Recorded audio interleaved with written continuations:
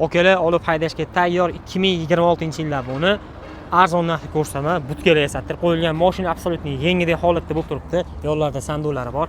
Qimmati yaxshi yumshoq unsiz balonlar, metan gazlargacha sinib ketib qo'yilgan. Yo'llarda bunaqa podsetkalar bor.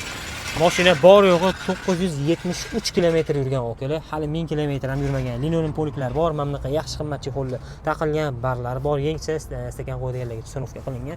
Salonlari yengidek bo'lib turibdi okalar. Mashina to'liq variantda shmizalyatsiya bo'lgan okalar. Hech qatida hech qanaqa aybi, nuqsoni, kamchiliklari yo'q. Baholisi olib maza qilib haydaysizlar.